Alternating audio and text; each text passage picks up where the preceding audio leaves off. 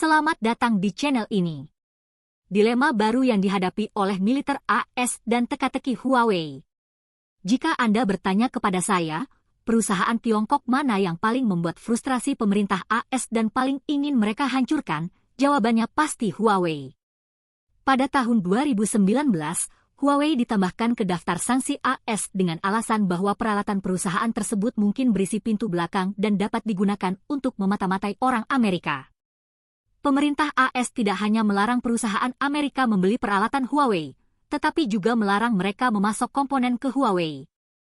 Namun, poin pentingnya adalah semua tuduhan ini didasarkan pada kekhawatiran dan kecurigaan tanpa bukti konkret bahwa Huawei benar-benar telah mencuri informasi Amerika. Keinginan untuk menuduh selalu lebih penting daripada bukti. Ini mirip dengan insiden balon tahun 2023, di mana balon cuaca yang nyasar diubah menjadi balon mata-mata oleh pemerintah AS dengan klaim bahwa balon tersebut dimaksudkan untuk mencuri data Amerika. Media Barat pun ikut-ikutan menyebarkan ketakutan dan kebencian. Namun, pada bulan Juni, ketika hiruk-pikuk media mereda, juru bicara Pentagon mengklarifikasi bahwa setelah pengujian, balon tersebut tidak mengumpulkan data AS. Dengan kata lain, itu bukan balon mata-mata sama sekali. Tetapi, berapa banyak orang yang benar-benar mendengar klarifikasi ini? Ini adalah taktik klasik yang sering digunakan oleh media Barat.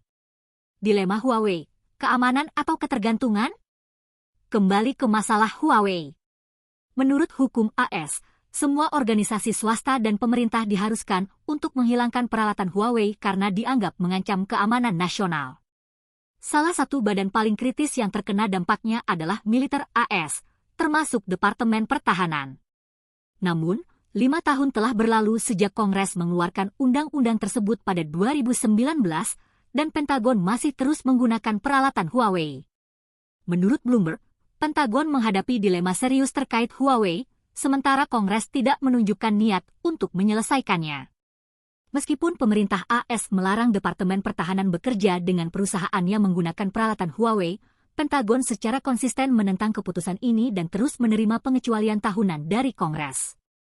Bahkan, tahun ini Departemen Pertahanan menyatakan bahwa menerapkan kebijakan sepenuhnya akan sangat merugikan keamanan nasional AS.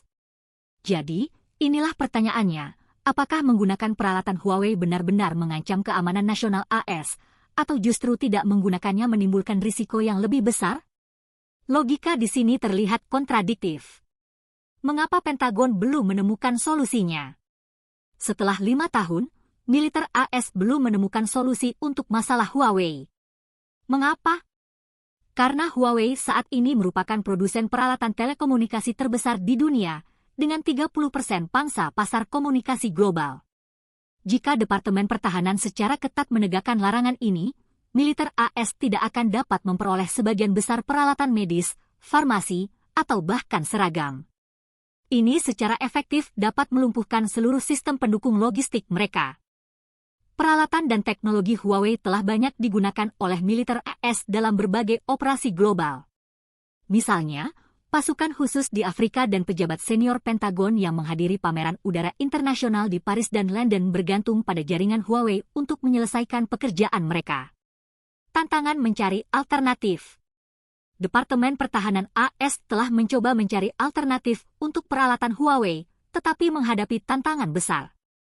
Dominasi Huawei di pasar komunikasi global membuat banyak infrastruktur telekomunikasi negara-negara lain sangat bergantung pada peralatan perusahaan ini. Kecil kemungkinan alternatif yang layak dapat ditemukan dalam waktu dekat.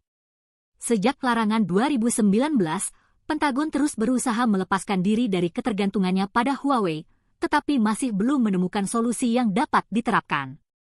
Kebijakan sanksi secara tidak sengaja justru mengungkap ketergantungan militer AS pada Huawei, menciptakan tantangan signifikan bagi Pentagon dalam melaksanakan operasi di seluruh dunia.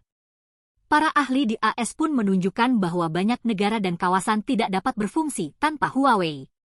Sementara niat awal di balik undang-undang tersebut mungkin baik, jelas ada kurangnya pertimbangan yang cermat dalam penerapannya. Dilema Huawei, ketika kebijakan berbenturan dengan realitas. Dalam istilah sederhana, para pembuat undang-undang AS tampaknya tidak memahami situasi sebenarnya dan terburu-buru mengeluarkan undang-undang tanpa pertimbangan matang. Laporan Pentagon yang diterbitkan pada April ini secara gamblang menyatakan bahwa menerima pengecualian untuk Huawei sangat penting guna menyelesaikan misi pasokan penting di Indo-Pasifik, Eropa, dan Afrika. Dengan kata lain, tanpa Huawei, bahkan pasokan dasar untuk wilayah-wilayah tersebut tidak dapat dilakukan. Artikel lanjutan terus menyebutkan bahwa di banyak bagian dunia, personel militer AS bergantung pada jaringan Huawei untuk menyelesaikan pekerjaan mereka. Apakah itu pasukan khusus di Afrika atau pejabat senior Pentagon yang menghadiri pertunjukan udara internasional di Paris dan London? Huawei telah menjadi bagian integral dari infrastruktur operasional mereka. Dilema yang tak terpecahkan. Dilema ini pun menjadi semakin rumit. Jika militer terus menggunakan Huawei, Kongres menganggapnya sebagai ancaman serius bagi keamanan nasional. Namun, jika militer berhenti menggunakannya, justru mereka percaya bahwa itu juga akan membahayakan keamanan nasional. Jadi, siapa yang harus didengarkan? Kongres sendiri tampaknya terjebak dalam tuduhan awal mereka terhadap Huawei yang berfokus pada spionase. Pembatasan yang ditempatkan pada perusahaan ini dibenarkan oleh tuduhan tersebut. Jika pembatasan itu dicabut, dasar tuduhan itu pun hilang. Lebih parah lagi, para politisi AS telah memicu sentimen anti-Tiongkok di kalangan publik selama bertahun-tahun. Kini, mereka terperangkap dalam gelombang emosi yang mereka ciptakan sendiri, membuat kompromi menjadi mustahil. Akibatnya, Kongres memilih menutup mata terhadap masalah ini, sementara gagasan keamanan nasional AS perlahan berubah menjadi lelucon. Kegagalan menghadapi kenyataan. Situasi ini adalah contoh klasik dari kegagalan mengenali fakta. Alasan AS terus menembak kakinya sendiri dalam beberapa tahun terakhir adalah karena para politisi ini menolak menghadapi kenyataan. Faktanya, Tiongkok memegang mata rantai utama dalam rantai pasokan global, dari bahan mentah hingga komponen dan logistik. Tidak ada aspek rantai pasokan yang dapat berfungsi tanpa melibatkan Tiongkok. Tidak peduli seberapa keras AS mencoba, mereka tidak dapat sepenuhnya menghindari ketergantungan pada Tiongkok. Namun, para politisi ini terus menolak mengakui kenyataan, meskipun fakta-fakta sudah jelas di depan mata. Ketika Departemen Pertahanan menyuarakan kekhawatirannya, beberapa anggota parlemen justru menuduh Pentagon malas. Menurut pandangan mereka, masalahnya bukan bahwa Huawei tak tergantikan, tetapi militer AS yang dianggap kurang berusaha. Sebelum melanjutkan lebih jauh, beritahu kami apakah Anda menyukai videonya. Jika ya, silakan klik suka dan bagikan, dan mari kita lanjutkan. 5 tahun telah berlalu, dan masalah keamanan nasional yang dianggap krusial justru terabaikan, bukan karena ketidakmampuan teknologi, melainkan karena kegigihan para politisi mempertahankan dunia fantasi mereka. Apakah sanksi benar-benar efektif?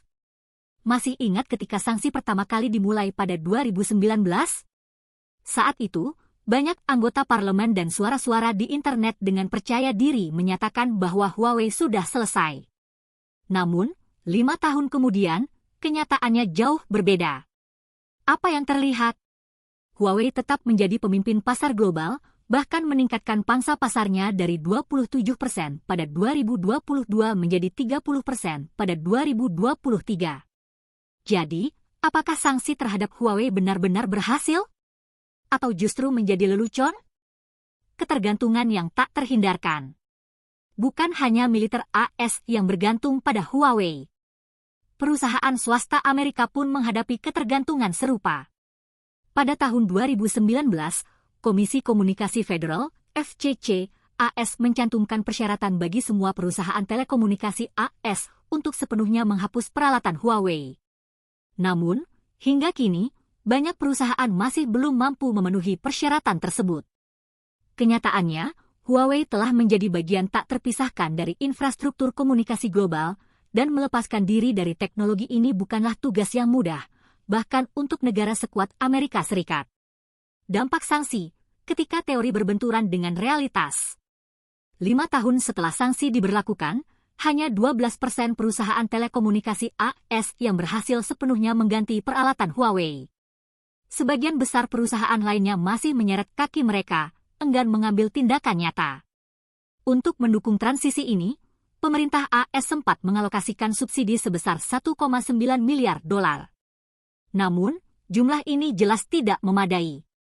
Awalnya, Kongres berencana mengalokasikan tambahan 3 miliar dolar, tetapi RUU tersebut tak pernah disahkan. Dengan kata lain, tanpa dana tambahan, dapat diprediksi bahwa perusahaan-perusahaan ini tidak akan mengambil tindakan signifikan hingga tahun 2025. Mengapa perusahaan enggan mengganti? Jika saya adalah kepala salah satu perusahaan ini, saya pun tidak akan tergesa-gesa mengganti peralatan Huawei. Bahkan Departemen Pertahanan AS sendiri belum sepenuhnya menggantinya. Jadi, mengapa saya harus dipaksa? Mengapa saya harus mengambil risiko finansial yang signifikan tanpa dukungan yang memadai? Tidak hanya perusahaan pengguna, tetapi bahkan perusahaan yang memasok Huawei juga menghadapi kesulitan. Kebijakan yang kontradiktif. Pada Mei tahun ini, AS mencabut beberapa kontrol ekspor pada chip Huawei. Anggota parlemen AS mengklaim bahwa langkah ini akan memperkuat keamanan nasional, melindungi kekayaan intelektual Amerika, dan melemahkan kemampuan Tiongkok mengembangkan teknologi. Namun, disinilah letak kontradiksinya. Ketika AS memberikan sanksi kepada Huawei, alasannya adalah untuk melindungi keamanan nasional dan membatasi pertumbuhan teknologi Tiongkok. Ketika sanksi dicabut, alasannya pun tetap demi keamanan nasional. Bagaimana logika yang bertentangan ini bisa masuk akal? Kegagalan yang tak terelakkan.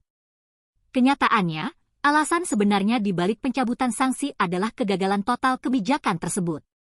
Alih-alih menghancurkan Huawei, sanksi ini justru menyakiti perusahaan-perusahaan Amerika sendiri. Penjualan Huawei tumbuh hampir 10% pada tahun 2023, mencapai hampir 100 miliar dolar. Bisnis ponsel pintarnya melonjak 177%, menghasilkan 34,6 miliar dolar pada kuartal kedua tahun lalu. Laba Huawei pun meroket sebesar 564%. Di sisi lain, perusahaan AS justru mengalami pukulan keras. Divisi chip Intel menderita kerugian sebesar 7 miliar dolar pada tahun 2023. Laporan pendapatan kuartal kedua Intel jatuh jauh di bawah ekspektasi, menyebabkan harga sahamnya turun 27%.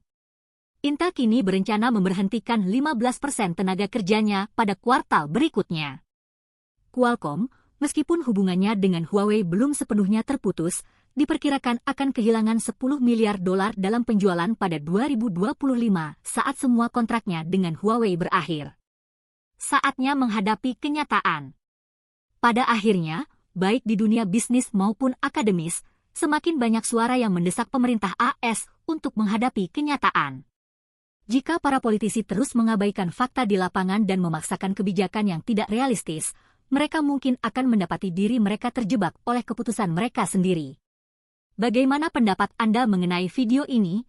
Jika Anda punya pendapat, silahkan tuliskan pendapat Anda pada bagian komentarnya.